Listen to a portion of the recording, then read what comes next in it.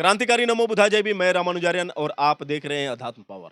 दोस्तों, जैसा कि आप जानते हैं कि भंते बिनाचार्य जो 1 महीने से ज़्यादा हो गए उनको जेल में बंद हुए और अभी तक उनकी रिहाई को लेकर कोई अपडेट सामने नहीं आई है। यहाँ तक उम्मीद ये लगाई जा रही है कि जिस तरह से उनके ऊपर धाराएँ लगी हैं, उनका निकलना काफ़ी मुश्किल है। दोस्तों, उनका एक तस्वीर है जो वायरल हो रहा है। आप देख सकते हैं कि भंते बिनाचार्य हाथ में बोतल लिए हुए हैं और किस तरह से हथकड़ी उनके हाथों में लगाई गई है और उनके चेहरे से साफ ऐसा महसूस होता है कि उनकी कहीं न कहीं मानसिक स्थिति भी पहले की अपेक्षा अब उतनी मजबूत नज़र नहीं आ रही है, कमज़ोर नज़र आ रही है। और कहीं न कहीं मुझे लगता है कि बिहार पुलिस उनको काफ़ी प्रताड़ित कर रही है, उन पर जुर्म ढा रही है।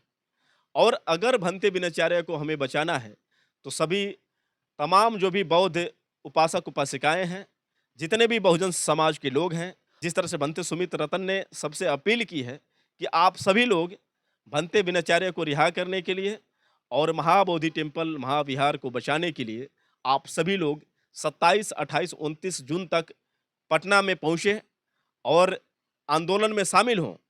क्योंकि अगर हम चुप हो जाएँगे, तो फिर भंते बिनाचार्य को बचाना और महाबोधि महाविहार को बचाना मुश्किल ही नहीं बल्कि नामुमकिन हो जाएगा।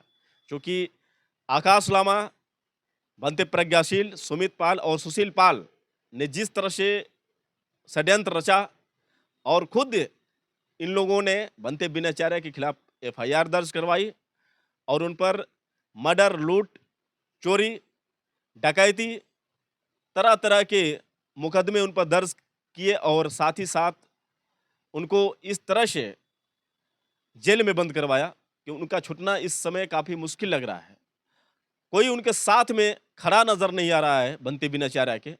और अफ़सोस इस बात की है कि जिस महाबोधि महाविहार को बचाने के लिए, जिस महाबोधि महाविहार को ब्राह्मण मुक्त करने के लिए भंते बिनाचार्य लगातार 3 महीनों से आंदोलन कर रहे थे और बेखौफ निडर होकर जिस तरह से वो आवाज़ उठा रहे थे, आज वही बेखौफ और निडरता उनके लिए जी का जंजाल बन चुकी है।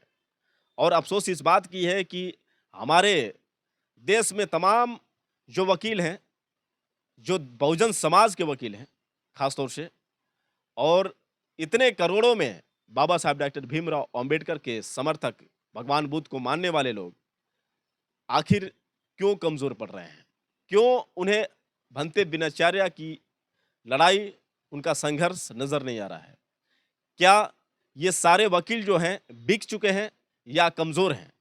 क्या जितने भी बहुजन समाज के लोग जो हैं आवाज़ उठाना नहीं चाहते हैं, या फिर कहीं न कहीं वो भंते बिनाचार्य को रिहा नहीं कराना चाहते हैं? तो बहुत बड़े-बड़े सवाल हैं साथियों। और कहते हैं ना कि बाबा साहब ने कहा था कि जुर्म करने वाले से गुनाहगार जुर्म सहने वाला होता है। अगर आप लोग इस तरह से जुर्म सहेंगे, तो महाबोधि महाविहार को ये ब्राह्मण कब छीन लेंगे पता ही नहीं चलेगा। और सिर्फ महाबोधि महाविहार ही नहीं, बल्कि जितने भी बौद्ध स्थल हैं, चाहे सारनाथ हो, चाहे और जगह के स्थल हैं, कोई भी बचेगा नहीं। और आप क्या सोच रहे हैं कि आज भंते बिनाचार्य जो सत्य के लिए लड़ रहे थे, अन्याय के विरुद्ध उन्होंने आवाज़ उठाई और सिर्फ उन पर ही इस तरह से हो रहे हैं, तो कल आप भी सुरक्षित नहीं रहेंगे। अगर इस तरह से अपराधियों का मन बढ़ेगा और बिहार सहित कई स्टेट की जो भी बीजेपी और आरएसएस की सरकार है, अगर इस तरह से ऐसे ही रवैया अपनाती रहेगी, तो फिर कोई बचने वाला नहीं है। तो दोस्तों, सावधान होने की ज़रूरत है। आखिर अब नहीं जगे तो कब जगेंगे?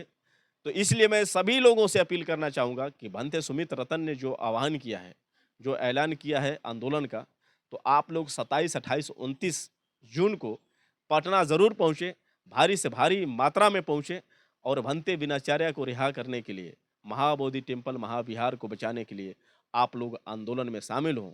तभी हम कहीं न कहीं भंते बिनाचार्य को रिहा करा पाएँगे और महाबोधि महाविहार को ब्राह्मणों से मुक्त कराकर बौद्धों के हाथ में ला पाएँगे।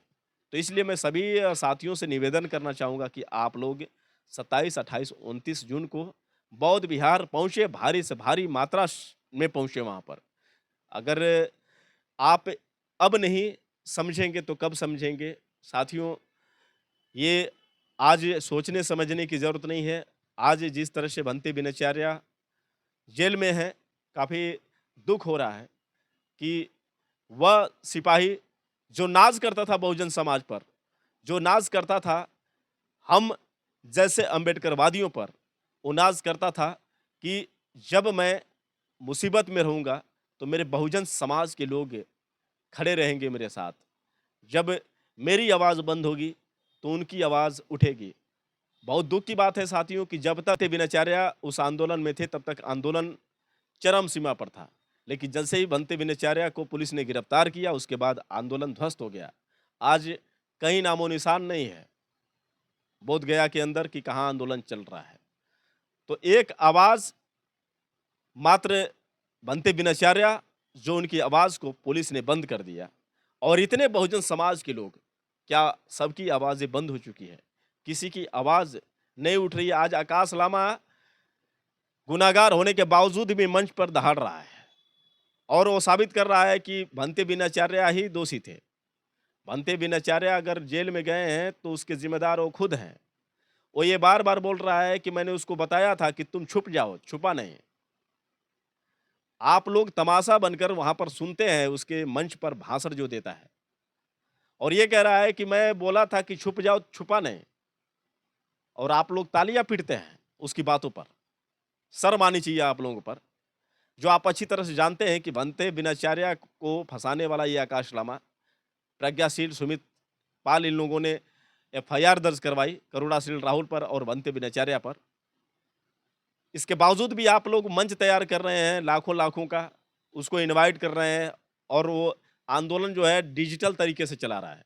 आंदोलन ऐसे होता है, मंच पर इस तरह से भाषण दे रहा है जैसे मालूम पड़ रहा है कि कोई नेता है और ये वार्निंग दे रहा है कि मेरे खिलाफ जो भी बोलेगा मैं उस पर मानहानि का केस करूँगा और आप लोग दब गए, डर गए कि हम पर मानहानि का केस ना हो जाए।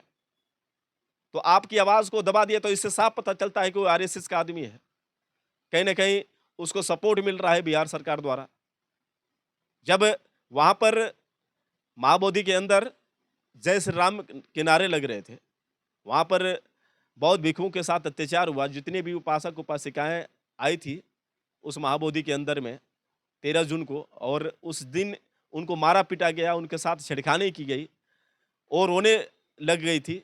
आकाश लामा तमाशा बनकर देख रहा था और जब बंटी बिनचार्या को जब ये खबर मिली, तो उन्हें बर्दाश्त नहीं हुआ और जाकर प्रशासन से ये बोले कि आप लोगों की ये ज़िम्मेदारी है। अगर कुछ भी होता है तो इसके ज़िम्मेदार आप लोग होंगे। यहाँ पर महाबोधि के अंदर जय श्री राम के नारे लग रहे हैं। बौद्ध उपासक-उपासिकाओं के साथ अत्याचार किए जा रहे हैं, उनको मारा-पीटा जा रहा है। तो आप लोग सुरक्षा क्यों नहीं बढ़ा रहे हैं? ये प्रशासन की ज़िम्मेदारी है।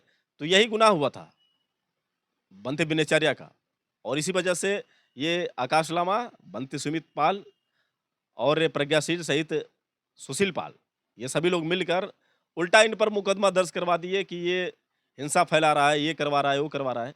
तो आकाश लामा जी, आपकी तरह ही बंटी बिनचार्या छुप गए होते, कुछ बोले नहीं होते, तब तो ठीक था। लेकिन जब ये जुर्म के खिलाफ आवाज़ उठाए, तो यही दोषी हो गए।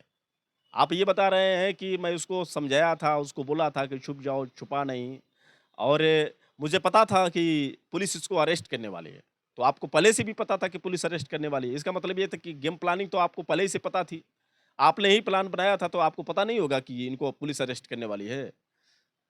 तो ये मंच पर जाकर जिस तरह से ये झाड़ रहे हैं और आप लोग ताली बजा रहे हैं, तो सबसे बड़ी कमी तो आप लोगों के अंदर है, जो इन्हें इतना बड़ा मंच दे रहे हैं और ये जाकर इस तरह से वहाँ पर नेता बनकर झाड़ते नज़र आ रहे हैं। और ये दो मुहां जो साफ होते हैं, ये बस झूठ का आश्वासन दे रहे हैं कि मैं रिहा कराऊँगा। कब रिहा कराएँगे? आकाश लामा जी, आप चाहते तो तुरंत रिहा हो जाते, लेकिन आप लोग चाहते ही नहीं है कि बंटी बिनचार्या रिहा हों, क्योंकि आप लोगों को राजगद्दी चाहिए और ये राजगद्दी आप लोगों को मिल नहीं सकती जब तक बंटी बिनचार्या हैं। तो इसलिए बंटी बिनचार्या को गिरफ्तार करवाना बहुत ज़रूरी था आप लोगों के लिए, क्योंकि आप लोगों को ये विरासत की राजगद्दी चाहिए। तो ये समझने की ज़रूरत है साथियों, सभी जितने भी बहुजन समाज के लोग हैं, सभी लोगों से मेरी तरफ से अपील है कि आप लोग 27-28 जून को वहाँ पर सुमित रतन के साथ आंदोलन में शामिल हों और जितनी भारी से भारी संख्या में आप लोग पहुँचेंगे, उतना ही कहीं न कहीं एक मजबूती मिलेगी आंदोलन को और तभी हम भंते बिनाचार्य को रिहा करा पाएँगे।